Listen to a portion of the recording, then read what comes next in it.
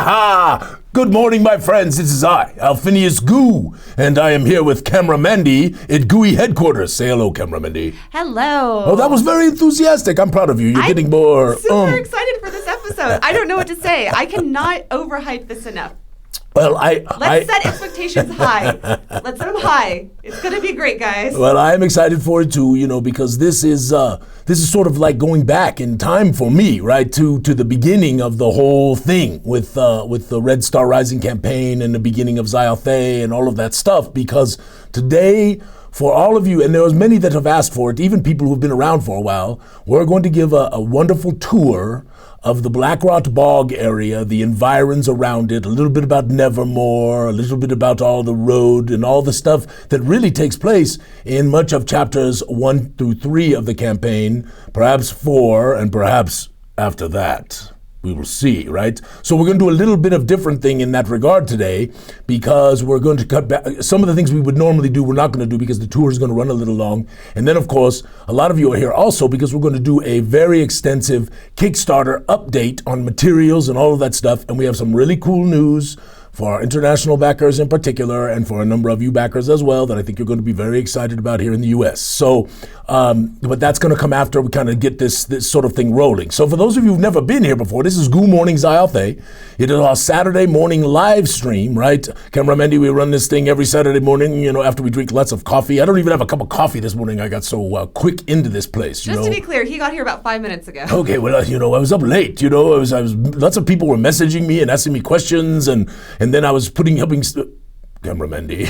Camera Mandy. He's wearing his slippers. Camera Mandy. He is wearing his slippers on the stream. Okay, listen.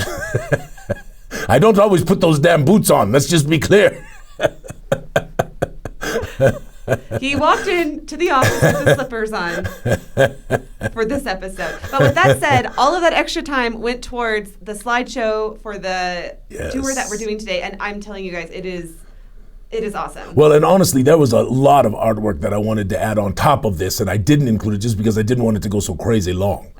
One of the comments, at least he's wearing pants. And I thank you for that. Thank you. Y'all, listen, this is important too today.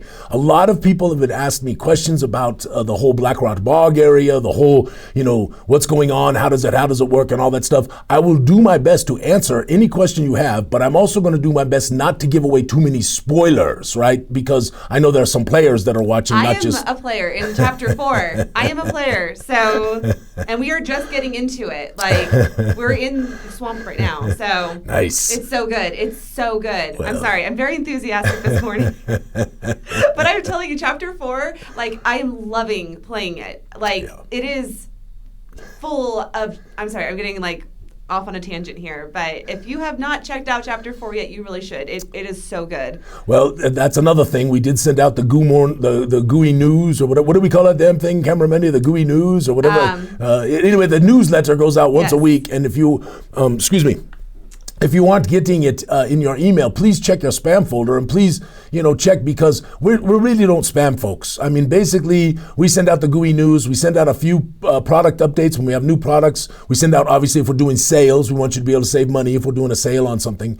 And then we send out notices of Goo Morning Zyathé or special meetups or things like that. So we are not going to blow you up. So if you have the inclination, and you want to make sure you keep on top of all the stuff that's going on at Gooey Cube, because there is a lot, right? Make sure you're getting that Gooey newsletter pretty much every Friday, right, Camera Mandy? Yes. We send it? Yeah. Do our best. So anyway, how is everyone this morning? I hope you are marvelous. Everyone's really excited, and we actually have a lot of new people joining us this morning. Thank you guys all so much. I am so excited for this episode. So let's go ahead and get started, though. We're going to start with just some of the posts that you might have seen in the Gooey Game Masters Den of Enlightenment. Yes. So can I interrupt you, Camera? Oh, yeah, go ahead. Before you show. So listen, I love the Den, and I know a lot of folks, not a lot, but a number of folks don't really care so much for Facebook. And I want to encourage you that if you don't really want to be in there for the social thing and all that stuff, go make a fake account. Put a cool picture up, of one of your characters or something like that, or make a Gooey portrait even better and make that your character, right? So, and then you can participate in all of this stuff, because we also have this wonderful Discord, but the Discord is not as conducive to really being able to put up some content and have a dialogue around that content and not have it get all thready and weird, kind of what happens on the Discord. Now, I know they're making some improvements, and we're excited about those because we can do more with the Discord in that regard.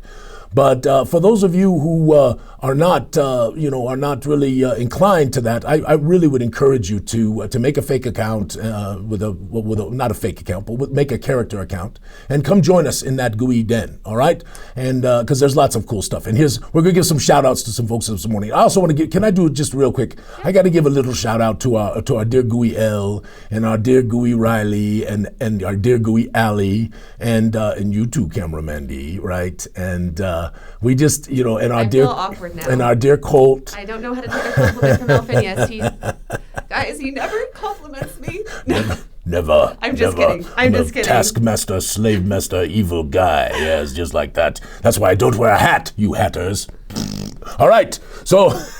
That was actually like a legit sounding fart. I stuck out my tongue and went like that. Okay, with all that said, yes, everyone here works incredibly hard, and this is our second job, because we actually have a first job, which is as a marketing company. Yep. And so all of the stuff that you guys see here is all around all of the other clients that we have. So, and we love you guys so much for how much patience you have sometimes. Sorry, you guys have patience a lot, not sometimes, but you know what I'm saying. And encouraging and always positive. You guys are amazing. So yeah, by the way, our Gooey Den, for those of you who worry about it, there's no real drama. It's pretty much a group of wonderful, creative, passionate people who just like to make things and write things, and there's music people in there, and there's people who sculpt things, right, Terry, you marvelous man, you, ha-ha. So anyway, there's lots of cool things that are to be seen, and we're gonna continue with Goo Morning Zyathé to show those and give people a chance to see some of them and give some shout outs to our people who are putting up cool stuff. And I'm gonna say the chat right now was talking about Halloween, and if you guys have Halloween costumes that you guys want shown on the show, send it to us, because we're doing a whole Halloween episode that is going to be awesome. Yes, that is on the 30th, on Saturday, the Goo Morning Zyathé show on the 30th, and our dear Alexandra is going to join us, and we are going to tour the Vile Desolation.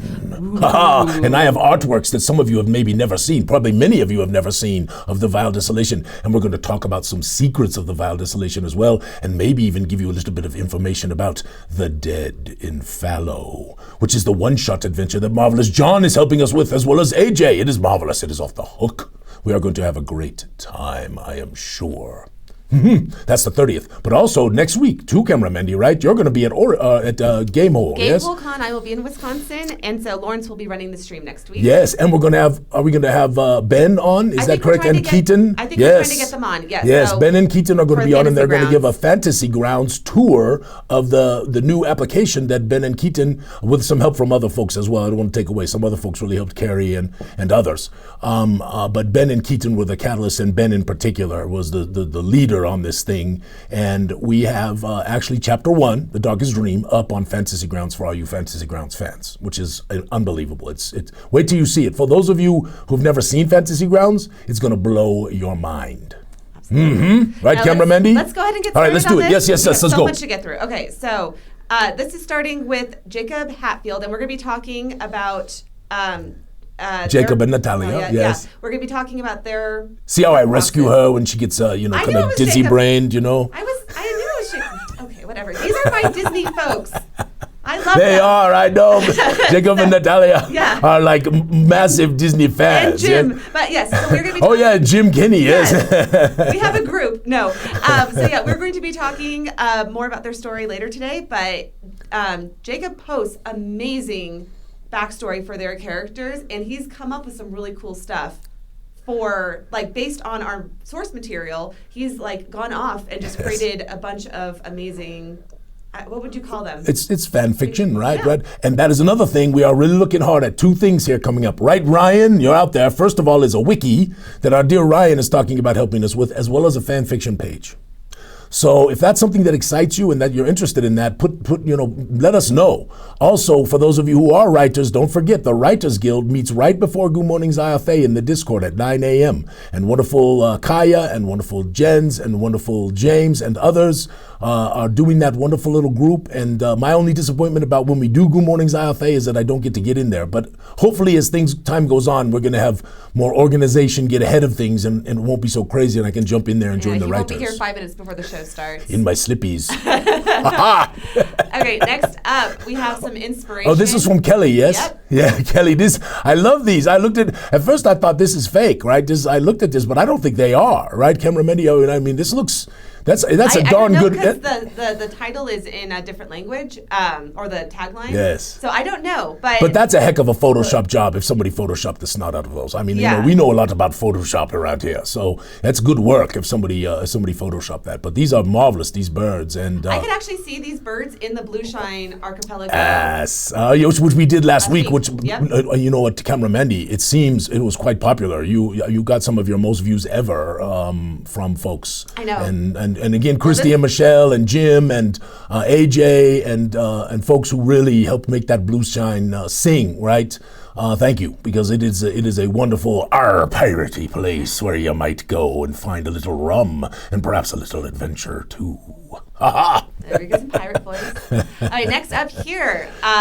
Yes, Chris, right? This is Chris Gragnick, yes. Yeah, and he put Goo Morning Zyathé up in like a school. I don't think that anyone was watching it there. It was just him. It was just him. It's kind of cool. It's the film room, right? It's projector, in the film room before a pep rally. So anyway, I just thought it was awesome that he put this giant projector. Yeah, we were like mainstream. We're like on a 70 millimeter or something like that, right, Camera Mandy? I know. Sure, let's just say that's a thing. Okay, next up, this is from James. Yes, so James put this up. I just want to say something about this real quick. So I don't know the whole story behind this, but this is something that you all got to check out. Apparently, this is like a restaurant and a meeting place and a wonderful sort of, it's not a hotel, I don't think you can stay there, but it's got all kinds of stuff going on, and apparently they're building this in Wisconsin, and you just, the pictures, that we're showing don't do it justice, because it's so small. But if you have a chance, go jump on the Den and check out the pictures of this, and also maybe look it up, because this is, I might have to go to Wisconsin a second time just to go check this place out. Well, I'm going to Wisconsin tonight. It won't be there, Camera Mandy. It's 2024. The good news is my in-laws live out there, so Yes. I can go visit it whenever I want. If you want, you can come with me sometime. Yes, they will let me crash in the upstairs. Probably the basement. Oh, great! In my slippies. But yeah, this is going to be awesome, and I can't wait to go look at it. And again, if you guys happen to live around Wisconsin, me and my husband Adam and Casey and Rob will all be out there, and we're going to have a great time. At the Game Hole, At Game Hole Con. And I cannot go. Normally I go to all these conventions, Camera Mandy, but as you know, we have this marvelous dinner for this wonderful charity called the Children's Literacy Center. And we have supported, Ms. Goo and I have supported it for many years, and they have this dinner that they do, and it's really important that they have success, and we want to be there to kind of help people bid up things and all that kind of stuff to try to make sure that they can maximize their revenue for the year, because their work is really, really important in helping get kids to read. So that's one of the charities that we love dearly. And so I know you're going to kill it up there, and I'm excited about it. And Casey, thank you. I hope you have a great time. Don't let Camera Mandy drive you too crazy. Oh, Casey and I love each other. We get along super well. All right, what are we doing, Camera Mandy? We are going to go to the tour. Is that what we're going to do? So here we are, guys. Okay, so we are starting. This is again the Zyathé map. So this is the world, right? So there are, if you look at it, there is the poles, right? And there are 6 other major continents and a 7th if you count mysterious Zin. But we aren't talking about those things today. We're talking about Verdestia. Yes, Camera Mandy? Yes, and so... if you look at the top left, this is Verdestia, right? Yep. So this is this used to be one single landmass, but in the War of Ruin, the terrible cataclysm that happened some 1,200 years or annums ago, it was torn asunder, and the central lowlands were literally flooded with what is called now the Shrouded Sea. And this marvelous locality is where we established the beginning of the Red Star Rising campaign. And Verdestia, both sides, is sort of our mashup of Eastern, Western, Northern, and Southern Europe, all the way to Russia and the Slavic countries, all the way to the English Isles, and all the way down to the tips of Italy and Greece and all of that stuff. So we kind of mashed all that up and put it in there and sort of made it our own. But the area in particular that we are going to speak of today is where the Red Star Rising campaign begins. Yes, Cameramandy? Yes. So this is called the Southern and the Midland area, but it's really the Southern area that is the focus of our discussion today. But the Midland plays an important part because no discussion. Is there one more map slide, cameraman? Yeah, let's get right that. Because north of there, do you see the river that's coming down there in the foothills? Yes, now pop back to the other one, please. Okay, so is it the Merkflow River here? That is the Merkflow. That is. Oh, yes, that's two rivers. I guess I should make sure I'm clear about that. Yes. Okay. So no discussion of the Southern and the Blackrot Bog can truly begin without discussing Mu'uz Duran. And Mu'uz Duran, as many of you do know, but I think many of you do not, is not a mountain even though it appears as such. You know what, this really needs like creepy music in the background, cameraman. We got to add music to this stream. I can do that right now. Yes, put in some good creepy music. Okay, but guys, it might be a little loud. Okay. Yes, everybody tell her if it's too loud or too soft and all that kind of stuff, right? Just give me a second. I will add in creepy music. Here comes the creepy music. Just give me a second. This is on the fly. And while I'm doing this, you actually have a question. Oh, yes. What's the question, cameraman? So the flooded area used to be lowlands rather than the continent splitting. Did the sea level... It was a bit of both, actually. There was actually a tearing of the rocks and the stones in the depths, but it also was a sinking, right? So it's kind of both of them. Is that I apologize. I went quick on that. It sounded like you had more questions. Did the sea level rise during the Woe of Ruin, or did something cause Verdestia to sink? So there was some rising of the sea levels as well because of the corruption and all of that stuff sort of heated the planet a little bit. So it's a little warmer than it used to be in the past. And that did cause sea levels to rise as some of the ice on the poles and other places began to give back water. And we honestly did try to make Zyathé real, by the way, while cameraman is doing creepy music. I think I got it too loud. Hold on. I'm turning it down. It is about I don't know, 60% or so of our planet, the size of our planet. And apparently some people have plugged it into some kind of application, and apparently it kind of works from a physics standpoint. So that was marvelous to us because we really did try to make it a special place. But it's not nearly as big as our planet, but it is still a very large place with lots of room to move. So how's the music? Is it good? It was a bit loud, but it is better now. You were screaming in their ears, bah, bah, bah, bah, I right? know. Sorry, it was on the fly, guys. It was on the fly. Okay, so we have the creepy All right, now. so go back. So now we will speak to this. So this... What was good for me? I have to switch back. There's so many things I'm doing. You're doing great, cameraman. I think everybody's impressed with you right now. Oh, shucks. Okay. I have to say stuff like that or else she treats me badly. That is not true. You took a picture of my slippies. You know what? You forced me to do that. Guys, I'm just telling you right now. He wanted a joke really bad. Oh, God. All right, let us continue on. Okay. Let us look at this. Now, no discussion of the Southern and the area around Blackrot Bog can really begin without a discussion of Mu'uz Duran. But Mu'uz Duran is not a mountain, even though it appears as such. For in that same woe of ruin that tore Verdestia asunder, one of the flying cities of the Aetherns, which is named Telsanthrod, happened to be in this location just above this area as the woe struck. The magics were corrupted, the high magics were rendered basically useless. At least that's what the tale is. Yes. I hate it when I do that. That makes people crazy. So anyway, I like it when I do that, actually. So anyway, so Telsanthrod, right, is hovering here, and all of a sudden the woe strikes, and it causes Telsanthrod to literally turn completely over. Now you have to imagine this. This is slowly. This is not fast. It's not like a whip around like a jet. It's just a slow turn, almost like a ship, right? And it slowly begins to turn over. And that gave time for the mages that were residing there to begin to try to correct it, right? So as it turns over, they're trying to correct it. Things are flying all over the place. You can imagine the chaos, right? And then it begins to slowly crash to the planet as they try to keep it up. but it was to no avail. And so now Mu'uz-Doran, which if you go to the next slide, Cameraman, Mu'uz-Doran sits in the center of those foothills there, having created a lot of destruction when it came down, which is now only slowly beginning to come back. And now it seeps corrupted magics from the depths, because they actually had water created within these flying cities. And that water flows down the Murk Flow into Blackrot Bog. And that is why there is so much corruption and strangeness in that massive morass, that swampy thing that we call the Blackrot. So it is a marvelous little beginning to that tale. I have goosebumps. That is actually one of my favorite stories from Zyathé.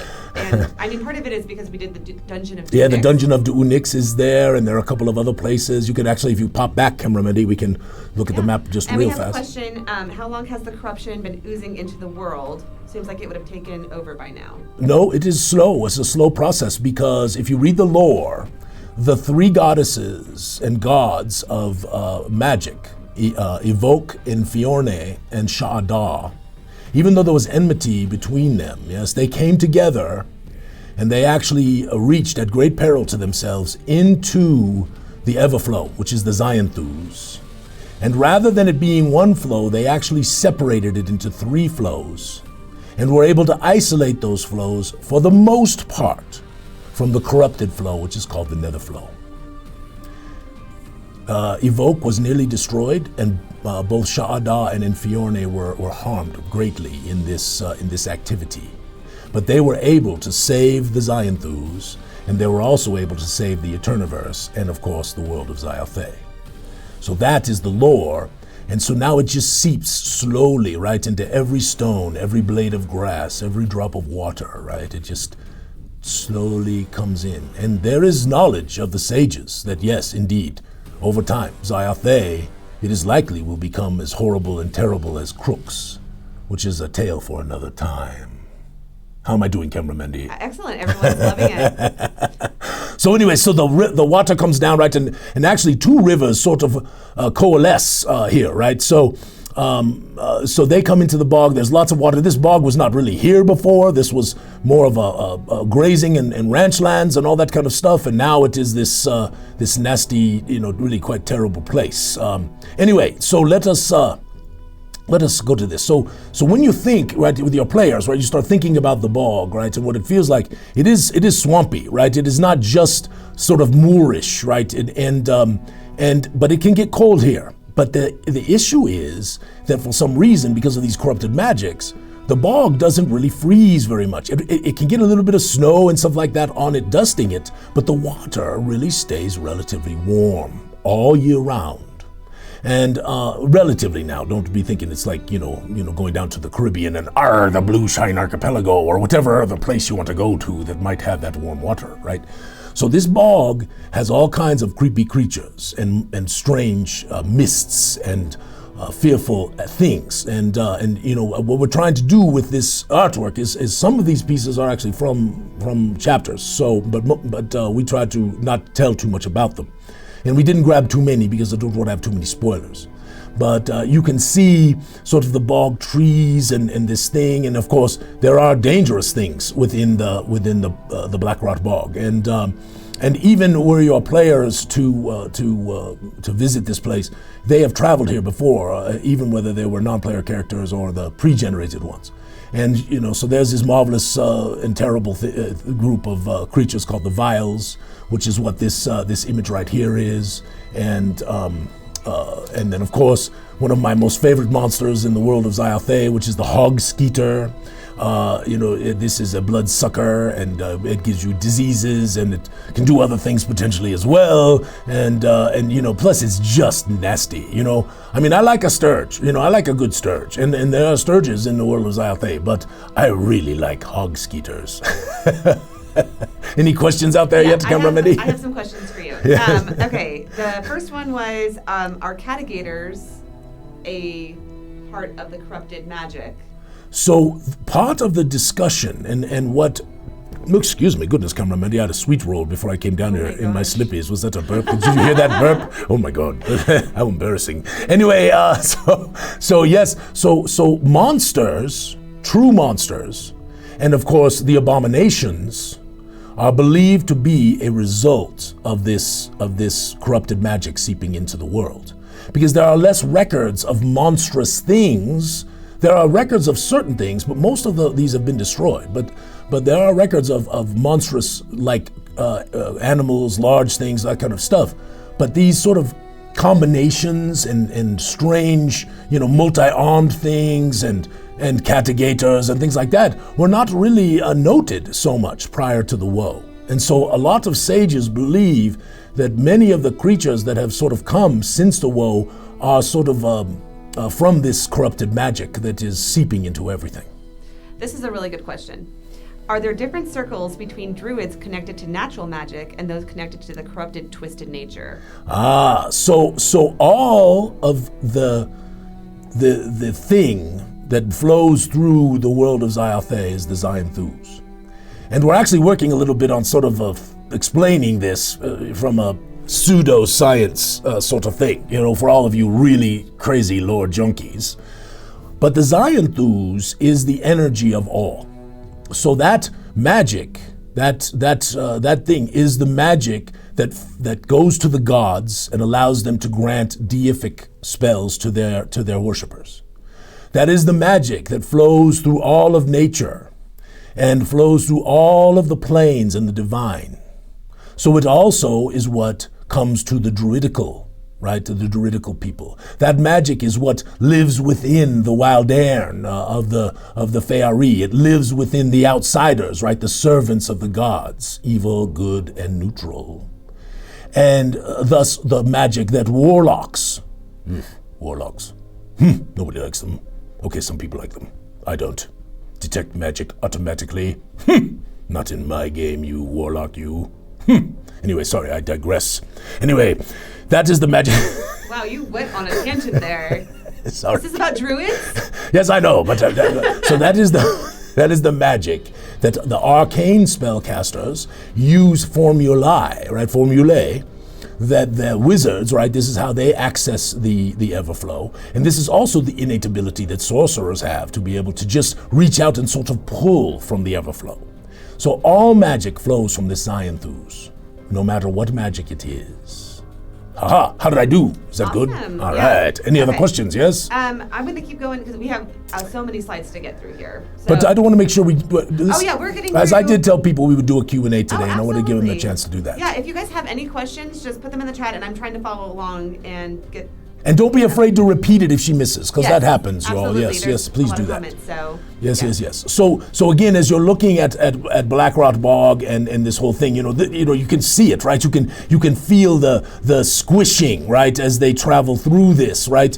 And the paddle of the oars and the pole that is pushing the raft forward, right? And the frogs in the background and the crickets and perhaps the howl of something freaky, right? And this is the marvelousness of traveling, right? And this is why I love travel. This is why I tend to, if you've read my philosophy, I tend to keep away from a lot of teleporting all over the place and portals everywhere and all that stuff, because I actually believe the joy of getting there can actually be more fun than actually getting there. Because the unexpected is often better than the expected, right? And so that's why travel I just love. And so in most of my games, you don't just kind of pop from here to there, right? You kind of have to go. You have like 7 encounters. Yeah, well, yes, of course, well, or whatever, whatever it happens to be. Well, you're traveling a long way. Things happen, cameraman, Picnic baskets, pies, all kinds of things. Anyway, let us continue. Oh, look at this, a crocofrog. Yes, this is not a catigator, this is a crocofrog, right? And I love these, right, because these are sort of this crocodile sort of thing, but they can jump, right? They can jump a long way, right? Jump over your head, jump in your face, bite your nose, they can do all these things. And so in the bog, of course, there are cattigators, there are giant catfish, there are hog skeeters and other sorts of menacing kinds of insectoids, right? And of course, there are these marvelous crocofrogs, and there are more. Keep going, cameraman. Let's see what else we got here. Yes, very. Oh, yes, because as you're traveling through the bog, it is not totally uninhabited. There are places, and perhaps even small towns, which if you are not moving forward in the campaign quite as far, I won't speak any more of that, yes? But there are places where... I have just visited this place. Cameraman, you're spoiling right now. Is it? Anyway, there are strange people that live in the bog, and interesting people that live in the bog, and perhaps people who are trying to get away from society for reasons unknown, yes? So it just gives you this wonderful place that you can have your players go and meet all kinds of interesting people and meet all kinds of terrifying creatures and monsters, right? And perhaps get their blood sucked by a hog skeeter, or 5 or 20 hog skeeters, or 350 hog skeeters, in which case they're all dead. Yeah. So I have a funny comment. Yes. Cattigators, hog skeeters, crocofrogs. Florida is getting really out of hand. Yes, I know. It's terrible down there. It's terrible. Is the banjo an instrument in Zyathé? Yeah, well, of course, why not? There was a lute, and why wouldn't there be a banjo, Certainly in the bog there needs to be at least a few banjo players, I would think, yes. It's like Pirates of the Caribbean. Yes, of course. Ooh. Oh, I love that music. I really want to listen to it now. I can't because that would be trademark infringement, yes. Listen to it after we're done. But you think, about all these places and all these people, and they're hiding, and I mean, the nefariousness and the the creepiness, and all of that stuff, right? And the door opens. What y'all want? Because I ain't got no time to be talking to y'alls right now. Right? What is that guy, yes? Keep going, cameraman. Now, this is the next thing. So cameraman was trying really hard to put maps in between, but she didn't make it. So, or did you make it and miss? I clearly missed this one. Just to be very clear, he got here 5 minutes before we started, and I had to take the picture of his slippers. I know, he insisted. So for all of you who are excited about this, because many have asked, and many do not know, a few do, but yes, we have made a map, and it is a wonderful map, of both Nevermore, which is shown here, and Marvelous Prondadol. And they are fabulous, and don't zoom in on this too far, cameraman, because I don't want to give away too many spoilers, but there's all kinds of cool ruins and interesting caves and all kinds of little details in this Nevermore map that I think you will love. And for those of you who keep asking, are they ever going to see Nevermore again? Well, perhaps, right? It is a tale still in the telling. But I probably wouldn't make a map if we weren't going to use it for something, yes? Anyway, it is beautiful. It's got the same wonderful style and feel of all of our other maps. And as you know, we don't spare money when it comes to map making because I'm a map freak. And then after all these conventions I've been to, I realized there's lots of other map freaks out there too, right, Camera They're all over the place. Oh, yeah. Mm-hmm. In fact, I have a question. Which direction was the Carnival? So Carnival would have been to the east of Prondadol, a little further outside of town, probably a mile or so, perhaps outside of town. Excellent question, by the way. Okay. Let's move to the next one. So Nevermore is kind of a happy little place, right? I was going to say, we have the creepy music going on, and I know there's creepy things that happen. Oh, there's creepy things that are going to happen. But I mean, right now, and from the previous map, it just looks delightful. Yes, well, it's wonderful. These are places where people live, right? And there's a dove in this picture. Hey, look, it's a happy little dove. Actually, it's a corrupted dove. It's going to come right soon. It will fly in with its flock, and you see that little old lady right there in the middle. It's going to pluck out her eyes. Someone said said, I think he meant Nevermore. He said Prondadol. There's both Prondadol and Nevermore. Okay. I apologize, though, if I did say Prondadol, because that is possible. But the town we are speaking of is Nevermore, but there is also Prondadol of the famed song Myron the Ugly Troll, but it is also the next town on the path that our marvelous player characters might be on as they are continuing on their journey. So we kind of felt like we sort of needed to figure out sort of both of them, depending on which way your PCs decide to travel. And of course, if they choose to go overland, that's not a problem, right? You just throw monster after monster after monster at them, because that's what's out in the wilds. Ha ha! Yeah, so you can see, it's a really nice feel, and I've got a lot of artwork for Nevermore that I'm excited, because hopefully, as we move forward in the campaign, we'll publish this, and people will be able to go there, and they'll be able to see it, and they'll be able to enjoy it, and perhaps get scared in it. We'll see what happens, right? So anyway, continuing on with Nevermore, I want to show you this in particular because this is the Mouthless Wolf Tavern, and Marvelous Edvard, who's one of our artists, made this, and this is actually a place in Nevermore that your players might end up visiting, and it's just got a wonderful feel, and it's just it's a place that's near and dear to my heart because Edvard was one of the first artists that we began working with, and we still work with him today, and I'm just this gives me nostalgia. I almost get a little tear in my eye when I look at this because this has been a long time since we made that. But anyway, the Mouthless Wolf Tavern, yes, a place that perhaps your PCs will find themselves someday and meet those who are within. We shall see. All right, so now we look back at the map. Well done, cameraman. You got a map in a good place here. Okay, just to be clear, we were here in Nevermore? Yes, correct. Absolutely. Can you make it bigger? So just take me out. Yes, just give me a second. Yeah, because that'll make it easier on folks. Oh, there you go. Wonderful. Yes. So this is perfect. Well done, cameraman. This is perfect. So Nevermore sits on the western end of the bog, right? And so you can kind of see it there, and then you see the path right just outside of town, before Blackwater Bridge, by the way, not after, because obviously Nevermore doesn't spread for miles around, but we did like this style of map, and that's why we did it. But before they get to Blackwater Bridge, there is where the Carnival takes place, and there's other things that happen around that area as well, which I think will be very interesting to folks. And of course, there's Cribbs Bay, and you can see sort of the murk flow that sort of flows through the bog and spills into the bog, right? And then there's a Blackwater Bridge, which is the first bridge. There's also the Warlock's Vale, which again I don't want to give too much away, but we are going to talk a little bit about it as they travel this road. You see it right, the green. It says Warlock's Vale right there. Yes. Right there. Okay. So because it is a locality, sort of that's why it gets the green rather than the beige, which is like the Crooked Tower, which is apparently in there. And this is, for those of you who kind of wonder, this is involving Malvolana and some other things, and for Druden I don't want to say too much more, but that is all part of that tale. All right, well done, cameraman. Let us keep going. Hold on one second. This is television. You can't be saying hold on one second. Technical difficulties. Is there anything else you want to show on this map? No. Well, we'll go back to it on the next round. But a question, friends.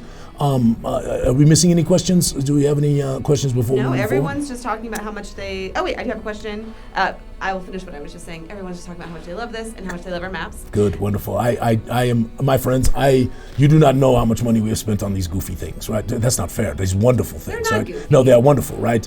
And I am going to continue to do that as long as we can afford to do so, because I just feel when you put a map in front of a bunch of players that has this kind of essence and feel, right? It doesn't just have rocks and trees. It doesn't just have dots for cities. It has all of this spunk, right? All of this stuff. And it has a better effect, right? It's more immersive. It takes them there. All of a sudden you can look at this and go, whoa, I want to go there, right? Because this is what happens with a good map. I know you all know this, right? Someone was asking for real estate listings earlier. So listen, that's something we might do in the future. Now, I don't know if you know this, but there's an awful lot of people that I've grabbed your name and done something to it and named a village or named a farm or named a noble family or notable family or somebody else. So if you're thumbing through a book or if you're looking at a map and you see something that sounds a little bit like your name, probably more your first name than your last, It is quite possible. It is a nod to you. So that is a little thing that we do. Now there's another thing that I'm doing that we're going to send an email about, because we're getting ready to print the map pack for the Environs. And I know I'm trying. You have gone on a path. I just want to make sure I don't forget this. Okay, good. In the Westward map packs, and I want to do this again, there are a number of mountains that are named for loved ones who are people who had wonderful impacts upon certain individuals' lives. And I want to do that again as we do the Environs. So we're going to send an email out about this. And if and it needs to be a good name, but I hope you will think about, like I named, my father won the Silver Star in World War II, and I named a mountain Mount Silver Star after my father. And Christy had a music teacher who had a fun, wonderful, and an amazing effect on lots of kids, and especially, I guess, on Christy, and really helped Christy. And this music teacher, so what she wanted to call the mountain was Mount Musenlove, and that is what the mountain is named. And so this is what we are trying to do, is to make these things special and personal. So anyway, I apologize for digressing. I know the creepy music is playing. That was really out of place. But that's funny. I forgot the creepy music. No, keep playing the creepy music. Yeah. We like it. Yes. Okay, where's the Blue Veil compared to Nevermore? So if you look at Nevermore and you just go barely to the right of it, there is where this whole area, now again, it's not shown on the map, it would be too small, right? But that is where this whole area, this great field that is out there and all of that stuff, that is where the Blue Veil would set up their carnivals. So it was like right here before the Blackwater. Yes, well, and again, remember, because of the style of map, Nevermore is much larger on the map than it would really be, right? And so you have to put that in your mind, right? The city icons are so much larger, right? Even the rivers, if you actually measured the river is, 7 miles wide, it does have right? a better effect. Yes, that's the idea, right? Okay. So it's stylistic rather than accurate, right? I got you. And lots of little rivers are not shown, so if you wonder how come there's only a couple rivers, it's not true. There's lots of them. It's just only the really major flows are shown on the maps. Okay, one more question before we keep going. Would Alphinius entertain the idea of a one-shot within the bog? So this is in my mind, actually. Well, good question. The 5, and we'll talk about this when we do the Kickstarter, but the 5 side quests, 4 of them actually are in this area. One of them in Darken Haven, one of them nearby. So anyway, I don't need to go into all that, but I am interested in the bog. I like the bog a lot, and actually, when you get to chapter 4, you will find it. A little work between a lot of work with Alexander, and then a little work from yours truly as well. There's a wonderful stuff about the bog. Again, I don't want to give away spoilers. So this is the cover art for chapter 3, The Coldest of Blood. And I don't know if you know this, but I love our cover arts because all of them have some little surprise or thing that's going on that is impacting the main character, right? And so this is called A Death Unseen. And of course, these marvelous player characters are thinking that they are going to deal with this spider that is coming down the trail, right? But what they don't realize is just above their heads is another one coming down the tree. I have looked at this art so many times, and I have never seen the second spider. Yeah, many people I have not told the secret, right? And as you know, Cameramenti, chapter 4 is my most favorite piece of artwork, right? Which is Bologna's Sorrow. And of course, that thing has a wonderful little mystery within it, right? In the window beyond, right? So this is called A Death Unseen. It's artwork from the chapter 3, and I love it so much. And it just gives you the feel for this cold wood, right? Which is the Mistwood Hollows, right? So. And that is what we're going to talk about next. So around the bog and in the area of the bog is this forest. It is called the Mistwood Hollows. And the Mistwood Hollows has wonderful and scary lore all surrounding it, right? There is an Unseelie Court there and no Seelie Court. The Mistwood is kind of a dark and dangerous place. And of course, this marvelous piece of artwork it shows the red star in the background and these little eyes there. And there's, I'm not going to say too much about this, but I hope this gives you that feel, right, for this wood, right? And your players are walking down the trail, and there's noises in the night, and the crunch of the leaves under their feet, and all of a sudden, right? If you do these right with these handouts and things, you can just put them there, right? You can give them this immersive experience that so many of us require, right? And of course, the place is infested with all kinds of creepy things that perhaps a nicer forest with a little more Seelie and a little more wood elven involvement might not quite be so yucky. But you just, as you look at these images, keep going, Cameraman. This is just, I really, I just love this Mistwood Hollows. And honestly, the name and much of its inspiration comes from a game that I and some friends played. Goodness gracious, 25 years ago, an adventure campaign. So, and this one is called Into the Woods, and it is another. And of course, there are strange things in the woods, abandoned places and ruins, and perhaps even caves and all kinds of stuff that your players can visit. And so, you can dance this how you people dance this, right? You can take this thing the way you want to take it, and you can add to it, And by the way, for those of you who are running Chapter 1 or thinking about running Chapter 1, don't feel like you have to constrain yourself to doing Carnival in one day. If you want to run it over a couple of days, do that. If you want to give your players a little more room, if you want to add a little more spice to the tale, whatever you want to do, don't feel at all constrained that you have to run Carnival in a single day, even though that's sort of the way it was originally designed. And I will say, for spellcasters, it is nice. I know we have some Gooey house rules that help with that, but it is nice to have longer rest so they can regain some spell slots. Yes. And do really consider giving them those extra spell slots at first level, and just make first level more special and more realistic, right? I just think it's better. So anyway, so there's all kinds of corruption in the Mistwood too, not just the bog.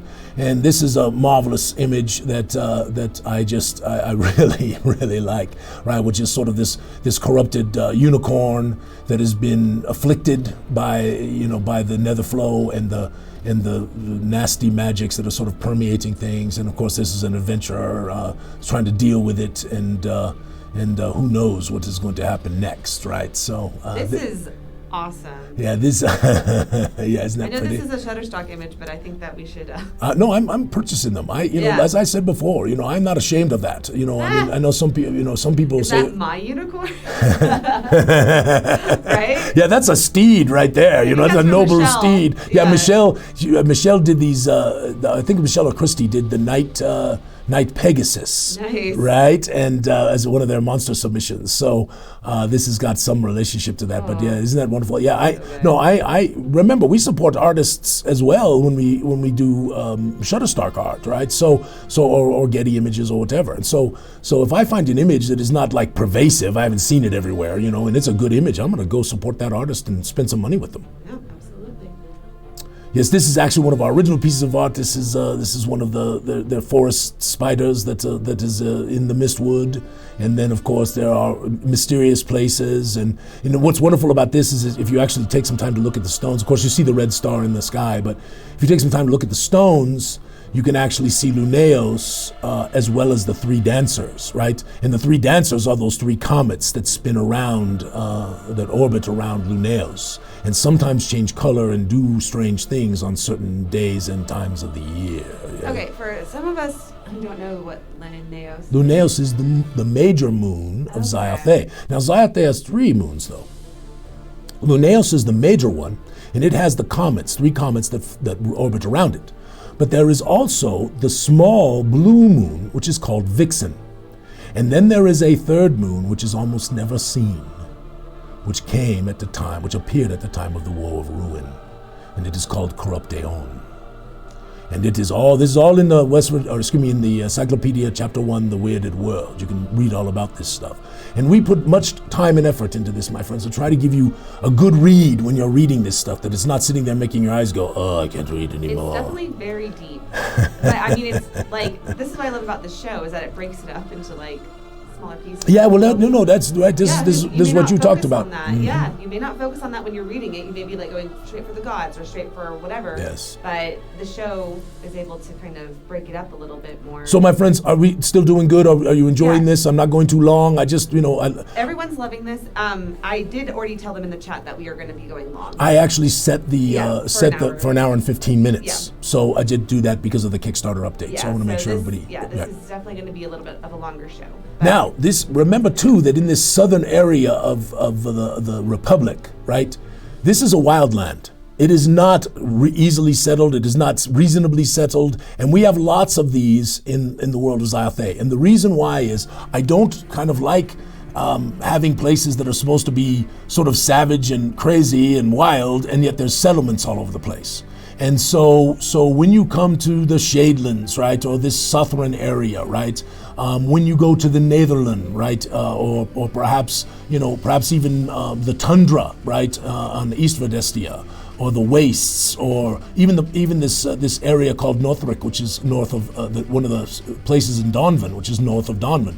These places will be wild. They're not going to have a bunch of towns all over the place that you're going to be able to go to, which I think is much more realistic and much more real. And of course, in some of these places, there are not just sort of the established races, right? There are also some of these other races that sort of got shunned in the past, and goblins are one of them. And I love this image. This was by Marvelous Igor, and I think he does call himself Igor, but I don't know for sure because I've never really asked him. So he either gets Igor or Igor, whichever one it happens to be.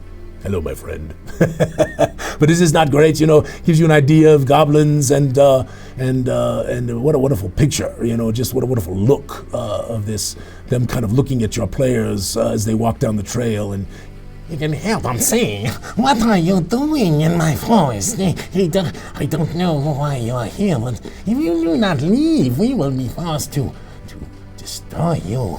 Yes, destroy you." Yes, you can feel them, right? You can hear them, right?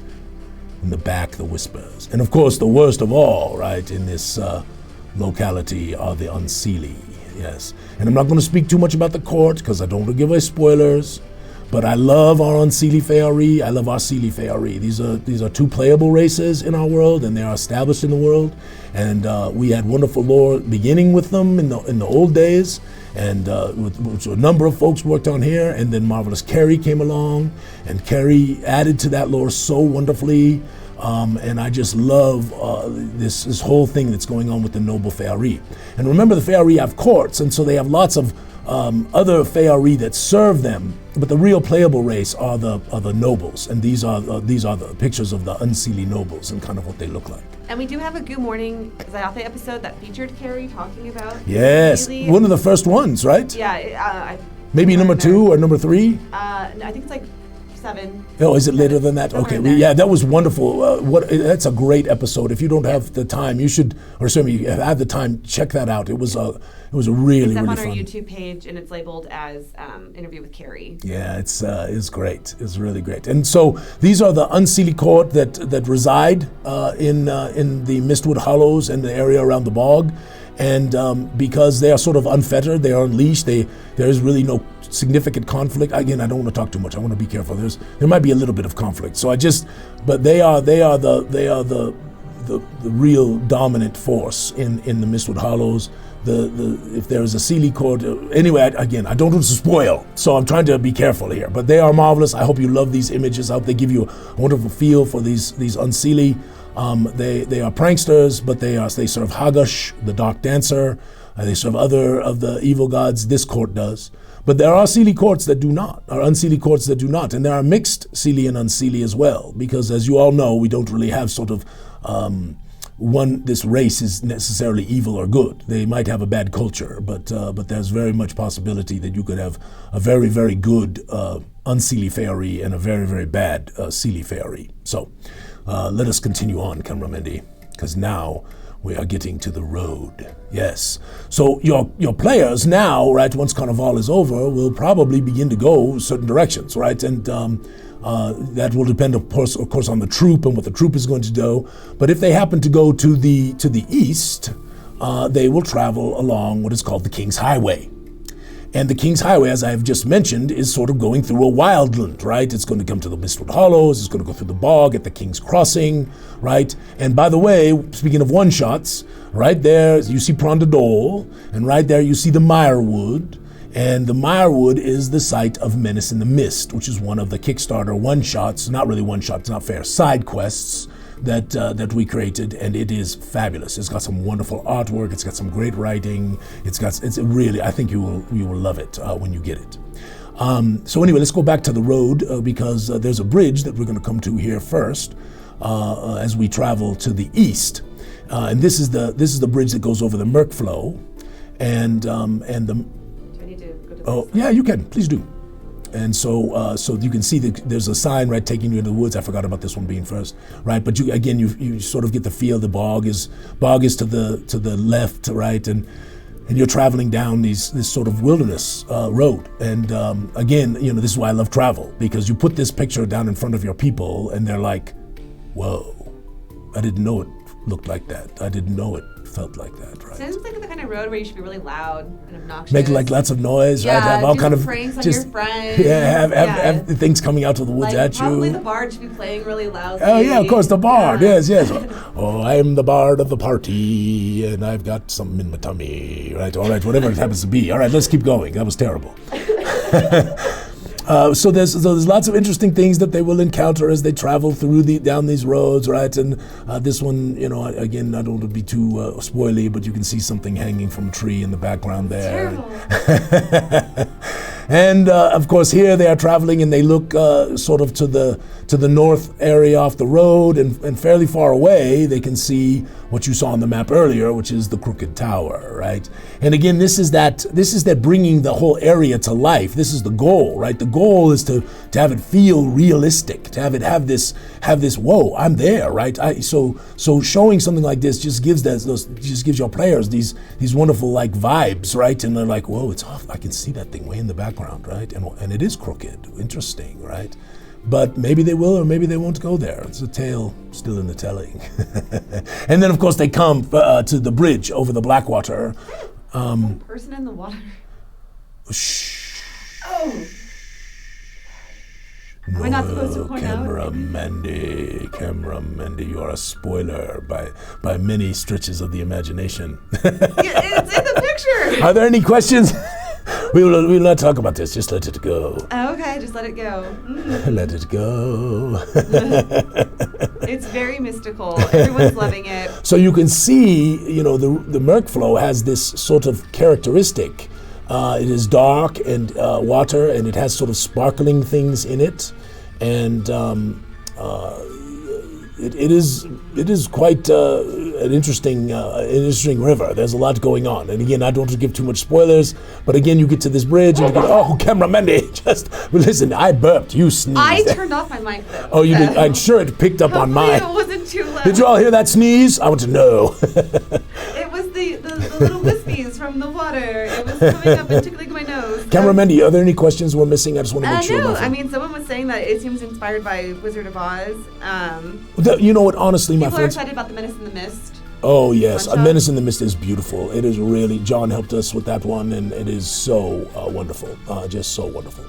So, anyway, you cross Blackwater Bridge, and you continue down the road, and let's see what happens next. Let's see what we got. Someone was wondering where the name King's Bridge came from. So there is lore around this. There's the Grey Emperor's Highway. There is a number of things that happened. There was Elantir, who gave up the crown to help create the Republic, and that's how the Accord of the Nine Swords, which happened, many years back, some 200 years ago. And in fact, if you want a little quick synopsis of all of this, you can get it in the timeline, which begins at the opening of the Westford book. And so that timeline has a lot of really good information. By the way, I love timelines. I don't know that. Is that weird? Did you love a timeline? I think timelines are very helpful.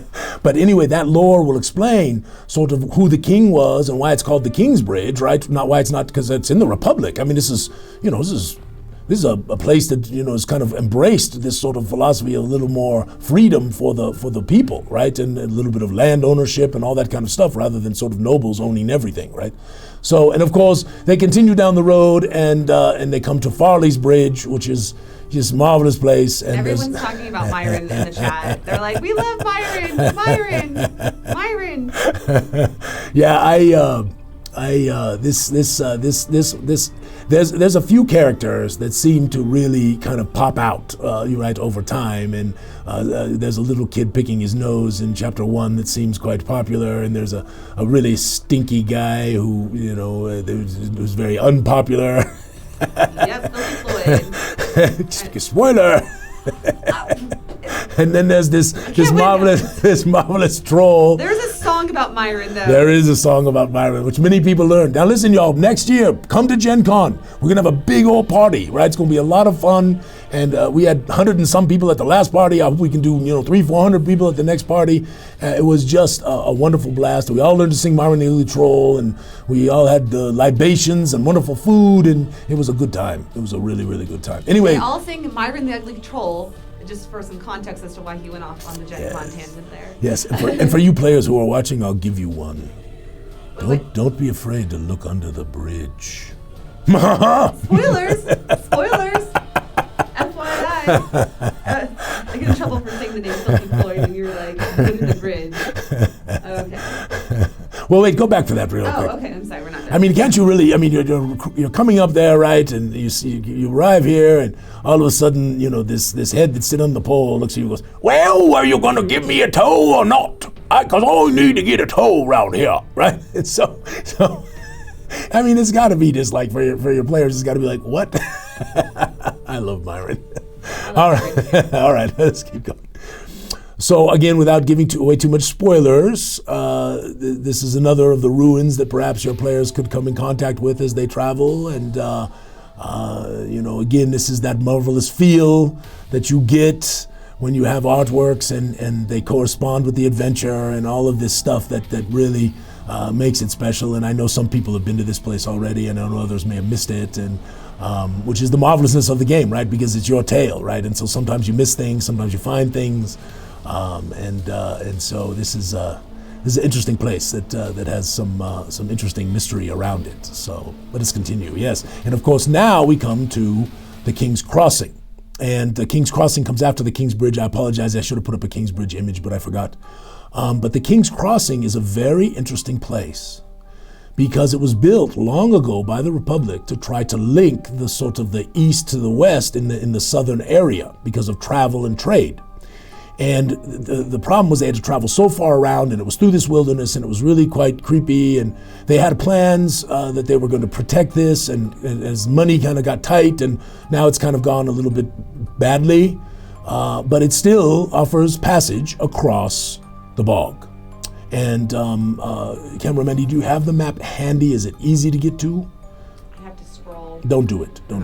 So this is on the far eastern side of the bog, not far, but on the in the eastern area of the bog, and it goes all the way across, and it is a creepy travel. This is this.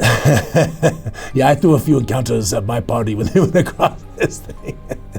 A few, yeah, that's the thing. It's a bridge, and there's like 5 encounters. It's not a bridge; it is a causeway. Oh, I'm sorry. My is a causeway the same as a bridge? This is actually one of my favorite arts. Yeah, I love the feel of this. I Winter, love, yes. Like it really sets. Like I feel cold looking at this. I love that the pieces of. What is this? A piece of castle or something? It's there's a piece. Yeah, there's some stone, right? There's obviously a wagon or a coach right there that's been pushed into the water. It sets a scene. Yeah, it's you can feel the crispness in the air, right, Mandy? You see your breath, right, and this was Kishore's work. He did a little bit of a paint over on Igor's because we wanted a little bit more of a wintry feel, and that's what we got. So it is. It's great. Yeah, it's beautiful. Yes. So we are doing well. Oh yes, creatures. Yes, there are many creatures that you can encounter along these roads and in these places. This is one of our new monsters. It's called the Weverine. and we like it quite a bit. Yes, we think it's pretty cool. And I won't say too much about it because I don't want to give away too many spoilers. Right? Keep going, cameraman. And of course there are. The bog and the hollows in this area, they have undead as well. And my character, Kasserine, would really like that. Oh, the Weverine? What? No, whatever this sword is. Oh, yeah, that's a heck of a sword. What is going on there? No, it's more of a axe lance, a lanix. Cass wants that. I want to shove that across my shoulders and just carry it all over Zyathé. Yeah, but can you imagine, you're walking through this, castle thing, it's kind of a ruin, and all of a sudden this guy pops out. Oh. What are you doing in my castle? Yes, what a wonderful feel. I have chills. Okay. Okay, next up. What do we got? I think we're almost done. Yes, this is marvelous. This is the finale. Yes. So long ago, we had this crazy idea that we could actually have our friends and fans take their actual pictures and make portraits of those characters that they wanted to have associated with their real pictures. And these were some of the first we ever did. It's Jacob and Natalia, and they have, cameraman Mandy showed you earlier at the Facebook some of the stuff that Jacob has put down, but this wonderful lore of these two Technic artificitors in the world of Zyathé, and we actually wrote them into one of the chapters, and we actually wrote a number of others into the chapters too, and this is going to continue. This is going to be our plan, right? In fact, you go to Darkenhaven and the Gloomport, you're going to meet a lot of our friends, and I'm very excited for that. And I mean, we've had, I haven't counted yet, but it's got to be 100 plus, maybe more of people who've done portraits or are doing portraits, and I just think this is such a wonderful thing because you can put your character, the real character that you love, and have that person be shared with lots and lots of other people. And the Hard Foxes are wonderful, and they are, cameraman, yes, it's just... Yeah, we came across, spoilers. Yeah, no spoilers, yes. But with that said, I'm just going to say, just in general, when you get to interact with a character that you know is a portraited character from our group, it is a very special experience. And I can't spoil anything, so I'm just okay. I will just say this. It's very fun to come across faces that you know and that you care about. Well, what the thing is, we all know that Easter eggs, right, in computer games, in books, in magazines, in comic books, and all this kind of stuff, Easter eggs are fun. And we got them everywhere, right? So it's just, and some of our Easter eggs are something, incredibly special like this. So, if this is something that interests you, we'd love to have your marvelous character be part of the Weirded World. It would be a wonderful thing. So yeah, and then do you want to talk a little bit about their characters? So I don't. Kind of short on time. Yeah, let's no, it's good. But with that said, I am going to be playing a video at the end of this from Jacob. Oh yeah, Jacob did that. It's a never before seen video that we did a while ago. Yes. Where he talks a little bit about it. Jacob is marvelous, and what a wonderful friend, and we have many, right? This passion that has brought us, Jacob and Natalia has brought us many others, and it is part of this idea that we can sort of create a world together, and it's really happening. It's incredible. So anyway, Jacob, Natalia, it's good to see you, my friends. Did I do that when I was off camera? Did I blow the kiss off camera? Okay. You were on camera first. But I do it again. There you go. So, okay. We love the Hard Foxes. They are marvelous characters. And there's if you just go look up Jacob Hatfield in search on the Gooey Game Master Set of Enlightenment, you will find so much lore. Yes. Around those characters. And then the tales are interesting, and I'm trying to and things many people are bringing ideas and wonderful thoughts, and Jim does it, Carrie, of course, and Alexander and Casey, but there's other people too that are not as well known by the community that are sort of coming out. Damien and Fred and Kevin and Christina's always there with wonderful stuff, and Jason, and we just hear from so many people. Michelle is marvelous, and it's so wonderful to have all these people. And again, if I know I say names, and sometimes I feel like I shouldn't, because I feel like I don't say a lot of other people's names that I should. And please don't take offense. We are so enamored with you all, and love the interactions and the chats and the funness that's going on, and we so appreciate all the craziness. Mark made those goofy and wonderful little Gooey Cubes, right, that are there, and David, I hope you're doing okay. We wish you a speedy recovery, my friend. David sent us these marvelous dice, and of course Harry made this thing. This is disturbing. Beautiful sculpture of Alphinius Goo. Mama Zola's shot glass. We'll just go past this. Just get rid of this. Put it down here. Speaking of portraits, though, I did actually forget to put this in the initial thing. This is from Adam. This is him being very excited because he is getting his portrait. Yeah. So Adam and Star also wants to do that in the future, and we're also doing a very special one with Lydia. To honor her father, and we're excited. I'm very moved and excited and humbled that we can honor Lydia's father, who is no longer with us, and we are excited to bring him to the world of Zyathé, where he can be with us. Yes, it's marvelous. Anyway, I don't know if you know that, but there are also a number of portraits that we have done of people who have passed. Okay, who's laughing right now? Sorry, Valron said, I honestly thought that the monkey was what they submitted. No, they did not. No. That is not the monkey. That's just the monkey being happy. And it's a gift. It's cute. Yeah, it was dancing around. Yeah. But we have actually a number of folks, cameramen, I think I've told you this, that submitted portraits of people who have passed, and they wanted to have them in the world and be remembered. And that is very special. Yeah, we're excited to do that. It is a special thing. Indeed. All right. Okay. So we are on to our Kickstarter update. All right, my friends. So this is going to be, I'm going to do my best to get through this and give you, because there's just, if you remember, there's so many things. In fact, I need to refer to my computer here, because I do want to be, there is a, the Kickstarter stretch goals. Mandy, did you happen to put that? Do you want me to send it? Well, no, I don't need you to do it. I was thinking for our people. That was what I was thinking. I can put it in the chat. I put it in the chat, because folks might want to follow a little along with that as we're going forward, and I think it would be marvelous for folks to be able to look at the either the Kickstarter page or the stretch goals page, and of course the Kickstarter page has the stretch goals page right at the top, and the stretch goals page is mostly what I'm going to be talking about, because Mandy has all kinds of wonderful slides for us to show. All right, my friends, so let us talk about this. So first and foremost, thank you, because honestly, with basically no conventions for a year and all the craziness that was going on, it was going to be very, very difficult to really sustain Gooey Cube and make more stuff in that time of this COVID, and which I know we're still in, so to speak, but not like it was. So you all remember how horrible.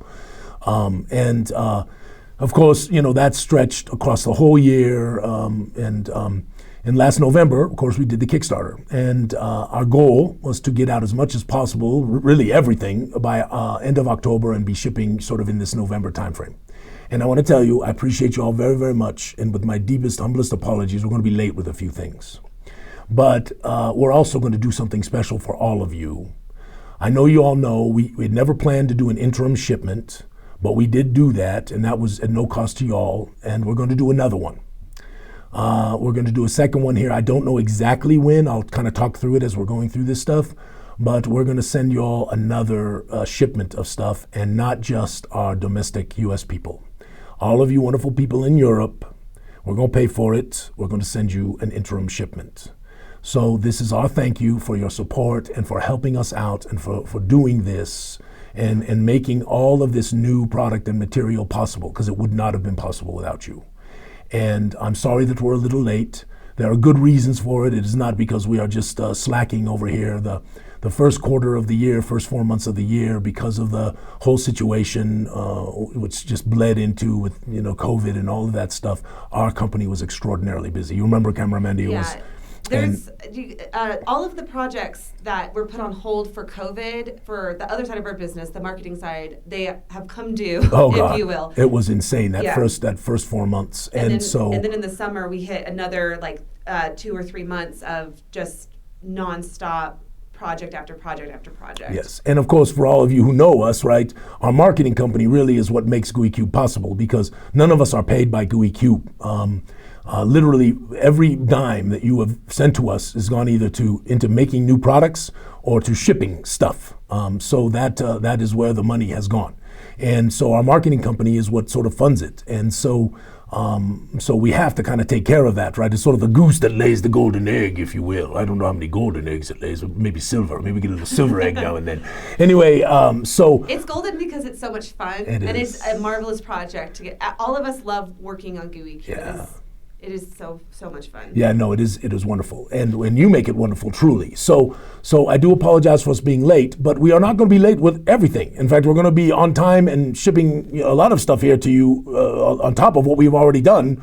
And I hope that makes you happy. I hope that puts a smile on your face, because this is not something that was planned. It's not something that you paid for. It's something that we're going to pay for.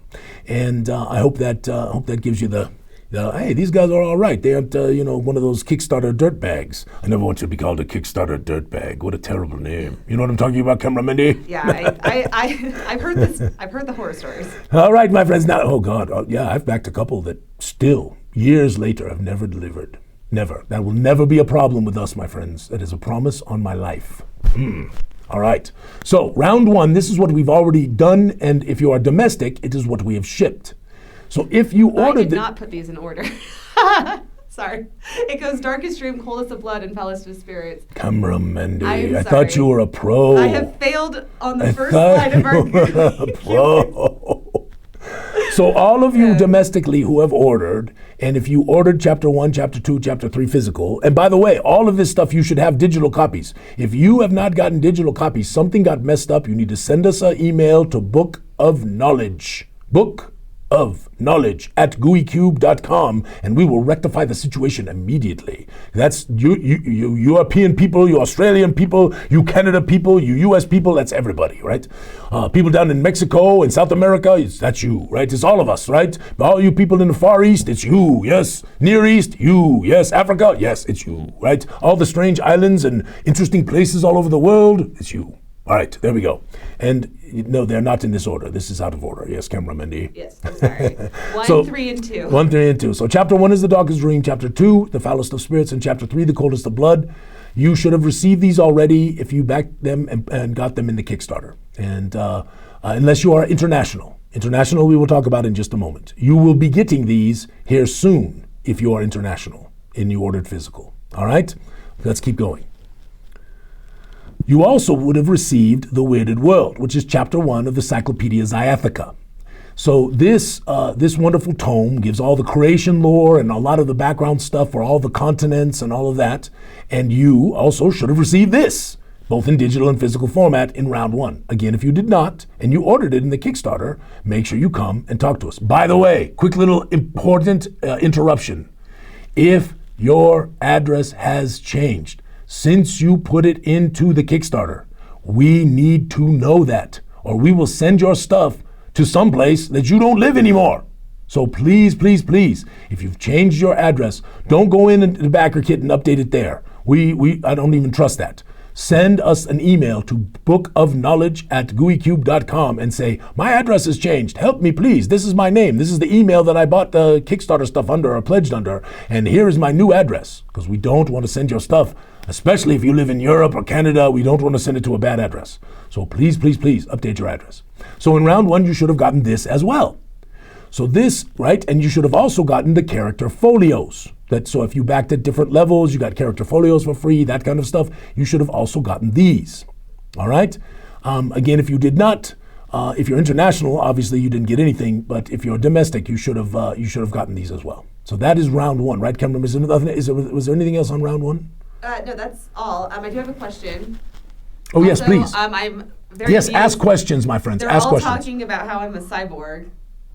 A cyborg. Yes, because of the way I did the numbering on the books. I am Kamramandi. Yes, I am the exactly. cyborg. But like a very human-like cyborg. Okay, but also we have a question. I got books at Comic-Con but didn't get PDFs of them. Should I email Book of Knowledge too? So we sent emails out to everyone at the cons. It might have gone to your spam folder. Excuse me. It might have we might have screwed up and not gotten you one. So if you check your spam, make sure you didn't get something from us. And if you didn't, then please absolutely Book of Knowledge at gooeycube.com. Hey, can you help me out? Didn't get my digital copies from the con.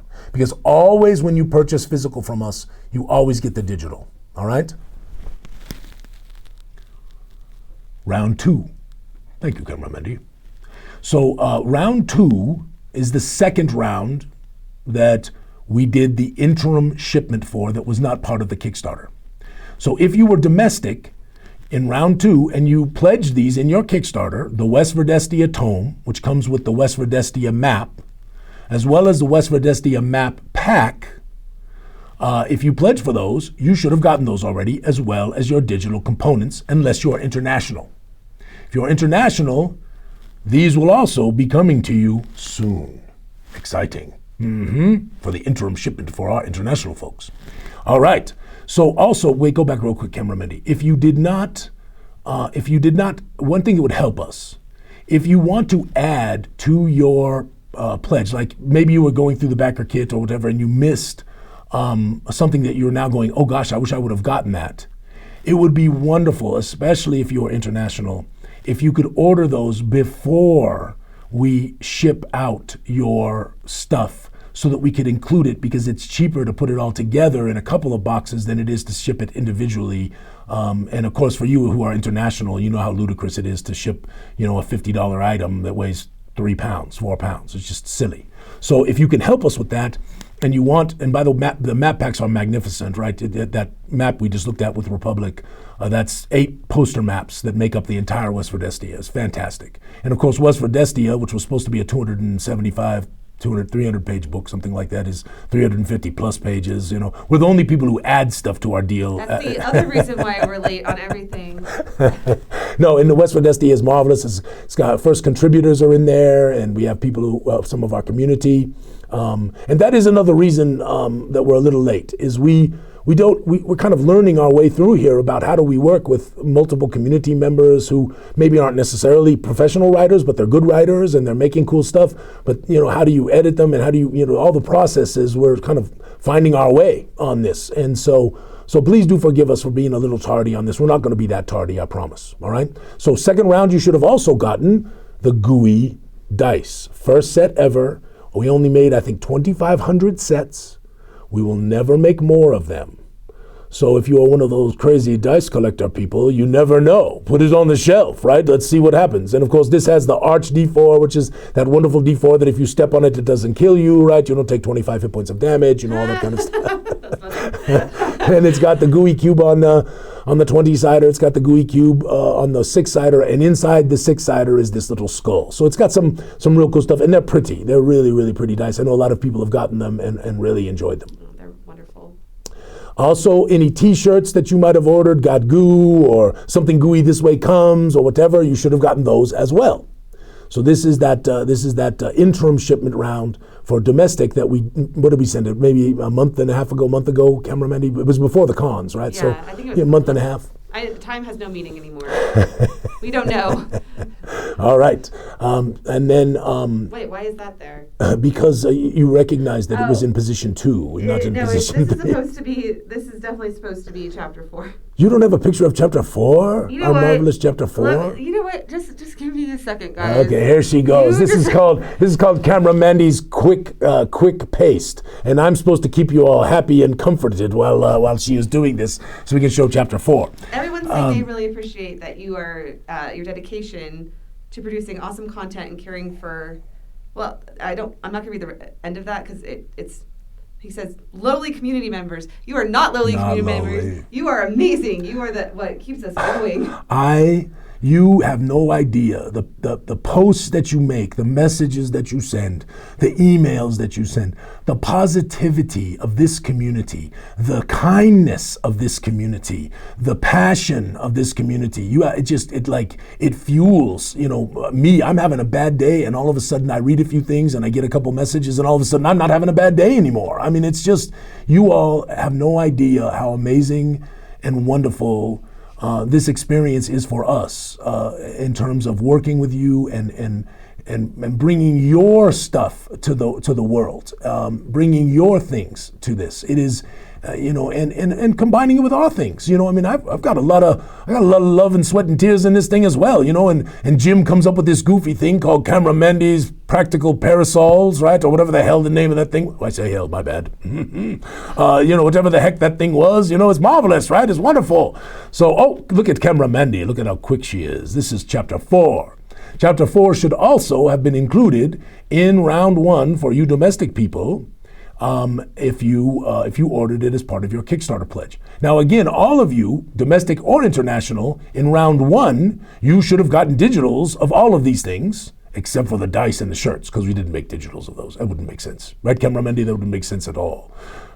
Camera Mendy is texting someone right now. No, I'm just letting the chat know that I'm going to answer this or ask this question. Okay, go ahead. Yes, do it. Is there anything in the Kickstarter that I didn't buy at Gen Con with the Big Con package? If so... No, and actually, of course, because that big Gooey bundle, you also got a free set of Gooey dice. But there are more things in the Kickstarter that are not produced yet that we are about to talk about. I think you're going to be blown away. I cannot tell you how excited I am for the materials that are coming. So again, in round 1, you should have got digital copies of all of these things we've just shown you, as well as, if you live domestically, this was actually the interim shipment, right, Camera Mendy? So this is all the stuff we just sent out. Yeah, so all of the stuff you should have. So next up is round 3. So this is round 3. So my friends, round 3 is the second unplanned interim shipment, and it is going to include not just our domestic friends, but also all of you internationally. And we want to there's 50-some people internationally who backed us. And I want to tell you how much we appreciate you. And, we threw some extra things in there to help you, but I also know how much you pay extra for this shipping. And it is a lot. And it is an extra commitment on your part. And it is not lost on us. And I hope you've already been pleased with the digital materials that you've got. But I hope also that when we get you these physicals, that you're going to be even more excited and pleased. And I do want to give a moment shout out to Ben and to Tyrone, who both have been trying to help me find a better solution for international stuff. And we're working on that so that we don't have to pay so much for shipping. And I also have some friends I'm talking to in the industry that might be able to help us with this as well. But I want to thank you for doing that, but we're not going to do that with this one. We're going to send these out. Okay, so we're going to get them to you. So I hope that puts a big smile on your face. So this is round 3. Question, Camera Mendy? Yes. It was pointed out that at the cons, chapters 4 and 5 are not available for pre-order. They are now. Okay. Chapter 4. So if you are on the mailing list, you just got the newsletter yesterday, and it is the first time we have announced it, that you can purchase a number of these things for pre-order, which includes chapter 4. Not chapter 5, not yet. We're getting there, right?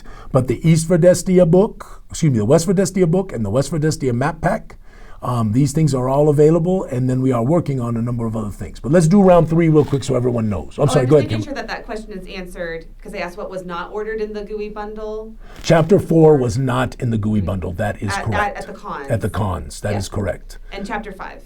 And chapter 5 not. Yes, of course. But we're getting to all this stuff. Okay, so here's round 3. So West Verdestia, we are very excited about. I'm doing final edits right now with the help of Kaya and with the help of AJ and with the help of Ali and with the help of Elle and a number of other folks. We are diving into this manuscript and getting it finalized. There's a ton of artworks that have been made. I've posted some of them in the Gooey Den. I know some of you have seen them. And I can't wait for a number of others. Worm Death Chasm is being illustrated, and I'm so excited to see that final illustration. There's some, New Alden, which I put up an image for. I mean, there's just a lot of really the Torrent of Thunder. There's some wonderful imagery that's going to be in East for Destia that I think you're going to love. And of course, the tales are marvelous. Now, I will tell you right now that I'm kind of freaking out because right now the manuscript is a little longer, a few pages longer than West for Destia. So let me get this straight. So not only was Coldest of Blood, Foulest of Spirit. No, what's the one? Dreadmist Curse. Dreadmist Curse. Like a third longer than it was. Yeah, it was huge, but that was. And then West for Destia, you added like 100 pages. 50, 60 pages. And then East for Destia, 50, 60 pages. The thing is, here's the thing, The thing is things need to be good enough. They need to be as good as they can be because that's Agreed. why we do this, right? Everyone says quality. They want the quality. They'd rather have the quality. 100%. You are right. And it is better for your players. It is better for you. And I hope this is one thing that I've been getting a lot of feedback, but I really want to underscore this. I hope that you, as a game master, when you are reading these materials, that you are enjoying that read. Because that is one of our main goals, is to entertain you first, because you deserve it. Also, this means that Goo Morning Zyathé is just going to keep going forever because we have so much stuff. Yeah. Okay, but let's keep going on this because we are at 11:30. Oh, I'm so sorry we're running so long, my friends. So these are two of the side quest adventures. Both of them are have been actually proof printed and are getting ready to actually be production printed. So Strangely Gooey Holiday and Menace in the Mist will be out in round 3. So you're going to get these physical and digital. And yes, our goal is to have you have Strangely Gooey Holiday before the Christmas season. Because I do think that your players are going to love this. As I mentioned earlier, John helped with Menace in the Mist, did a wonderful job there, and Marvelous Rob took this goofy idea that I had and some artworks and a Christmas song, right? It was the night before Winter's Dance and All Through the Tower. I don't know, something like that. Anyway, it's a good little poem, right? And he took that and a few sort of pieces of artwork and really made it sing. It's a wonderful, humorous little adventure that takes place in the depths of Alphinius and Ms. Goo's basement, where you have to retrieve the cursed Winter's Dance decorations. Yes, it is good. I think it will make your players laugh. It's pretty fun. Everyone says Ms. Goo forced you to wear the hat. So this is actually Photoshop. So I have never worn this hat in my life. Oh my God. Also, these are out for production, which is wonderful. This is the Deck of Perilous Fortuity. And again, as is our pattern, I have to add things to things all the time. According to the production people, we have 72 cards that go into the box.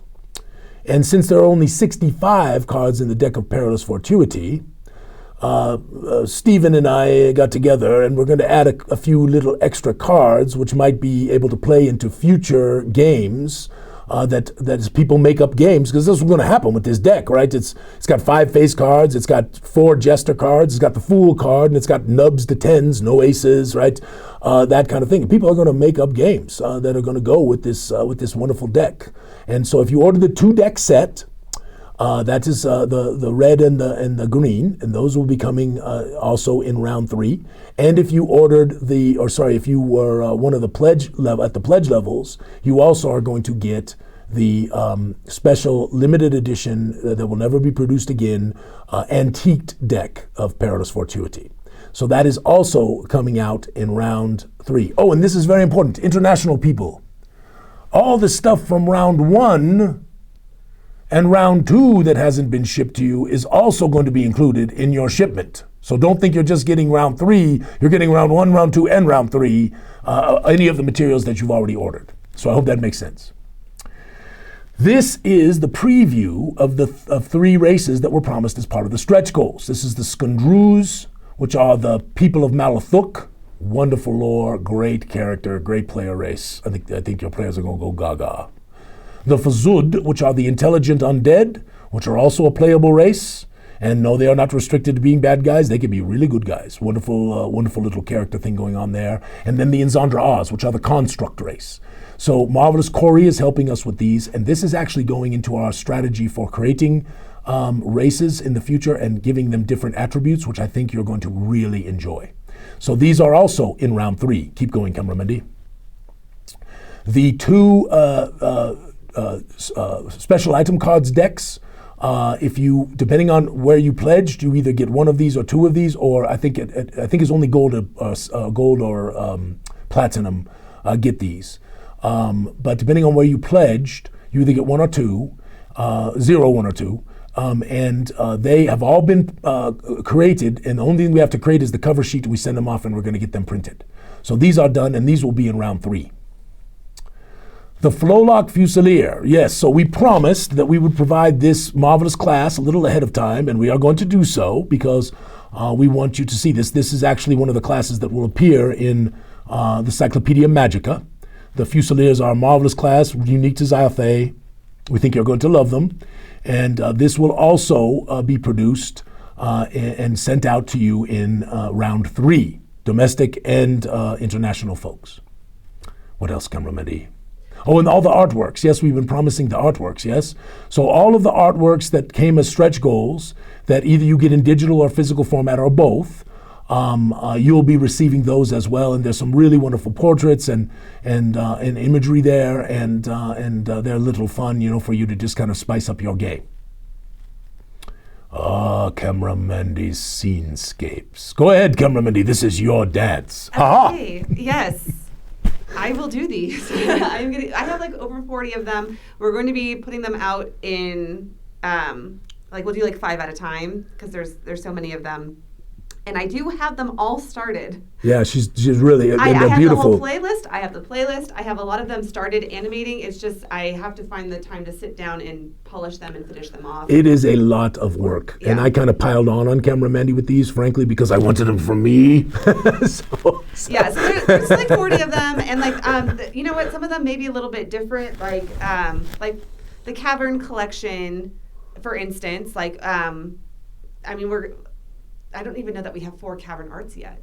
I'll get them for you. Yeah, so so there's things those things we're still working on. But they will be deployed on the website, and anybody who ordered these will get the code, the password, and you'll be able to access them on the Gooey Cube website. That is how you're not going to be able to download these, right, Camera Mandy? These are just played through our player. Right? Yeah, due to the licensing on the music, they have to stay within our website. We can't distribute them like on a DVD. Yes. Due to how the licensing works with the music. Correct. Yes.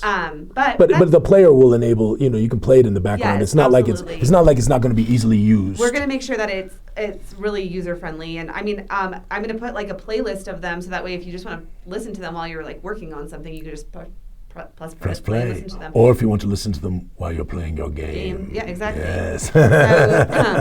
And she's put these wonderful graphics over the top. It's just they're really wonderful. I hope you all see, we tried so hard to give you tremendous value for backing us up. Yeah. I hope you see this. Yes.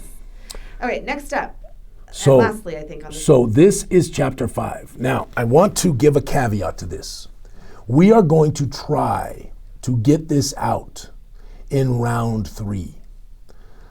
The maps are all completed for most of this. Much of the artwork is already completed. The dungeon itself and the materials and the areas, for the most part, have already been written, but they need extensive additional work to them. And there is no Game Master's reference. So we are going to try to get this out in round 3. However, we also, as I noted, want to try to ship a lot of this stuff before the Christmas holiday. So I want to tell you that Spawn of Zanvichu is on the fence as to whether it will make round 3 or not. This is chapter 5. I will tell you, I think this is a spectacular adventure.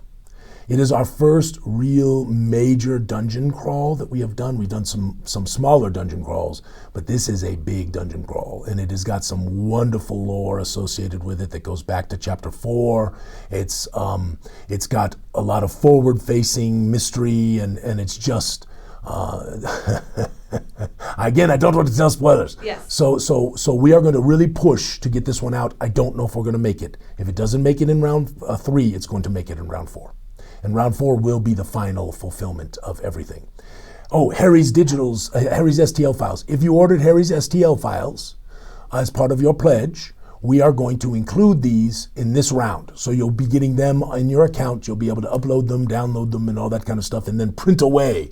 Just don't print this thing. Do not print this. Do not paint this. I don't want to see this thing in the Gooey Den. I can just see it now. Chris Hood's going to paint like 6 of them and put them up in my face. Anyway, this thing, it's an abomination. It's a beautiful it's a bonnet nation. Bonnetation. Okay. Oh God, that was awful. You know what?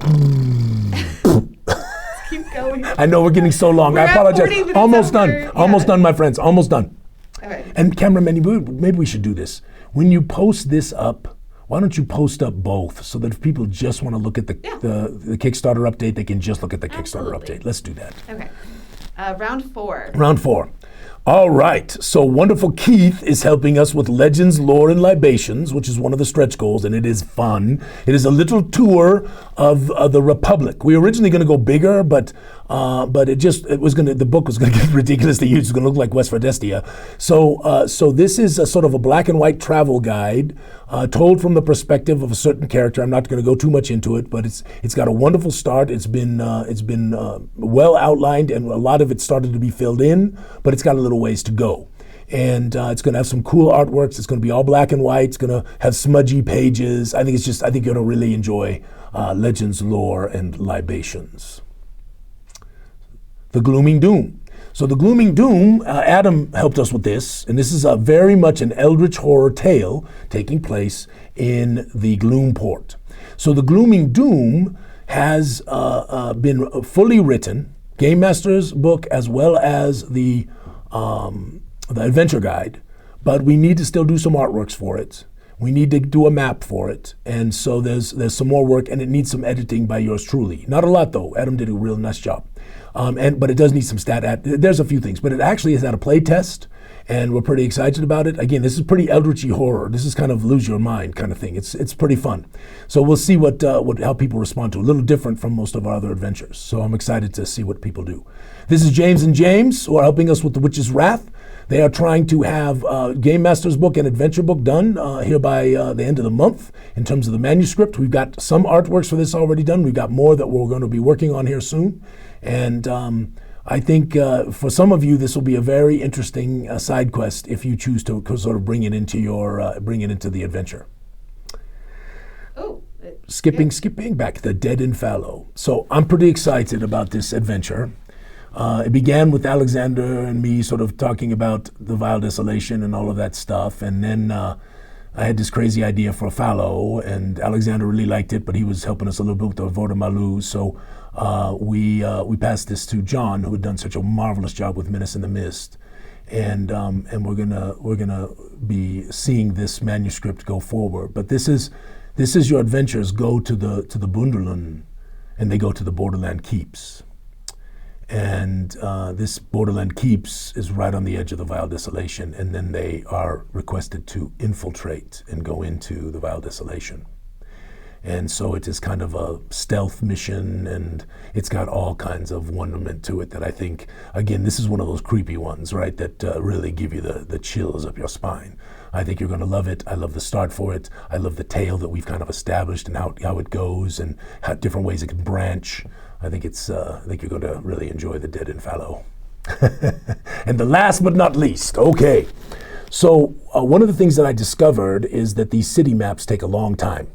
So most of you who follow us in the Den, the Darkenhaven city map is virtually complete. 6 poster maps showing the whole city. It is beautiful. It is amazing. We have book 1 of the Darkenhaven city is manuscripted. Book 2 is being worked on, as is book 3. And we have a number of artworks already completed for this, and we have more that we are working on. And so the city of Darkenhaven is coming along nicely, and we are in a pretty good position to get this thing out relatively soon. I don't want to promise a date yet. I will make sure I communicate that with you all as we go forward. The Gloomport is a little more of a beast because it's actually 9 poster maps. We have 1 of them fully complete. We have 3 of them that are nearly complete, and we are working on the other 5. Goodness gracious. We have not begun on doing a whole lot of manuscripting yet of book 1, 2, or 3 in the Gloomport. It is the one we determined that we were just going to set it aside for a little bit to get all this other stuff out, and then we'd hit this thing really hard. So that is that the last of it, Cameron, from the... Let me check. I think that was the last, right? Oh, yes. I forgot. Yes, goodness gracious. Everybody's been asking me about Magicka. So this is Magicka. This is the power of the Zyathés. And I am supposed to see the final unedited manuscript at the end of the month, early part of next month. And we have a lot of artwork that we've already done for this. We have a lot of concepts. This has got some new classes. This has got some new spells, technic artificistry. I mean, it's wonderful. But it's definitely going to take a little longer than we expected. And again, I don't want to promise a date, but I can tell you that it's a darn sight down the road, ready to go. So, Cameramandy, I think that is it. I'm feeling guilty because we went so long. But I know people wanted this information, so I wanted to make sure that we got that to folks. We have one more question. Any news on the faux leather version? So there's two things that are going to happen with the few people that got the faux leathers. And if you want to get one of those, if that's something that's in your mind, we need to get an email from you soon because they're very expensive. They have to be made all at once, and they're going to be real special. I'm really excited to have a copy myself. I'm doing those along with the limited editions. I think I'm going to be able to make it work to do a limited edition cover of West Verdestia, a limited edition cover of East Verdestia, and a limited edition cover of the magic of the power of the Zyathés, Encyclopedia Magicka Volume 1. And so I'm going to do all of those at the same time. They will not come in round 3. They will come in round 4. All right. A couple more questions. Will Chapter 4, Menace in the Mist, and A Strangely Gooey Holiday be available to purchase at Gamehole Con? They will not be available at Gamehole Con, but they will likely be... Chapter 4 will be. Yes, correct, Cameramandy? No. Oh, wait. Chapter 4 will be, yes. Strangely Gooey Holiday, I don't think we'll have... I should probably grab a Chapter 4. Yes, you should. Yeah, right. I don't know if we'll have Strangely... I don't know if we'll have... It's kind of a pre-order. We won't have the physical there. But actually, we're doing something different at Gamehole Con anyway. We're going to offer these convention deals, but we're going to ship them to you. Because one of the complaints that we have is that if you buy the Gooey bundle, you have to carry it around, right? And it weighs like 25 pounds. And so I have a very bad back. I just did not. So we've never tried this before. So we're going to see how people respond to, instead of being able to walk away right there with something that we promise that we're going to ship, very quickly right after the convention. And we'll see how people respond to that. You'll still get the great convention deals that we offer everybody who buys at a convention, but we'll see how people respond to sort of the virtual purchase and then the shipment. Okay, more questions.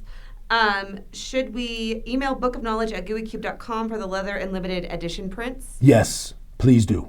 Please let us know. And we're going to be sending out emails about this too. We're not going to put you in a hole.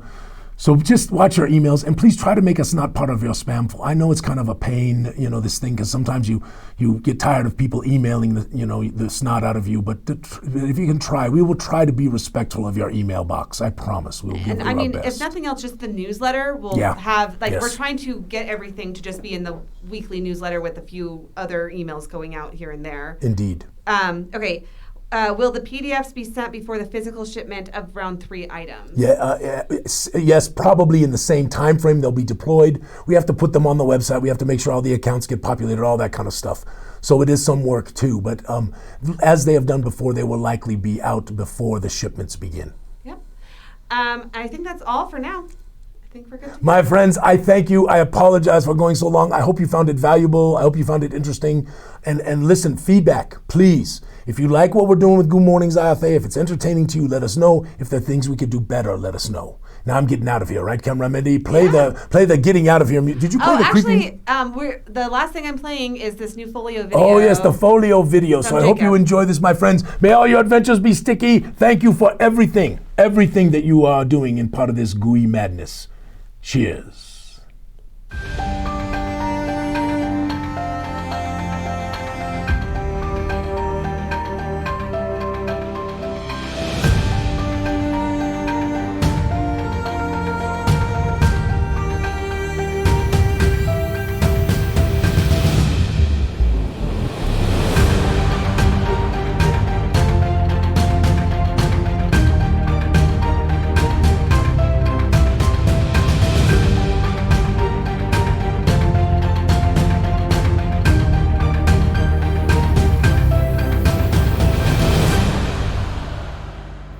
What's up, everybody? Just wanted to give you a quick little preview of some of the things you can get off Gooey Cube. I personally love their products. I can't recommend them enough for any game master or player. These particular things are the folios that they give to anybody looking to get their custom artwork, where you can send in a photo of you or your friend, husband, wife, sister, brother for a Christmas present. But I personally did one for myself and my girlfriend Natalia, and we play characters by the name of Natalia and Jacob Hartfox. I really loved these particular portraits. There's so much story behind their eyes and their details. I think it's just amazing design work and very thoughtful execution of who they are, what they could be. And of course I'm going to make them my own, but I am actually going to keep the races that they are lore friendly to the world of Zyathé, created by Alphinius and his fantastic Gooey crew. I really recommend these things a lot. I think you guys would enjoy them. They have amazing, about 10 pages worth of everything you could possibly need as a character sheet. The print quality, if I can get close in there, is fantastic. You don't have to worry about seeing any print lines or pixels, or, I mean, it truly is top notch, every corner of it. I think you will not be disappointed, and I think anybody can find something for their game night, whether you're a GM or a player.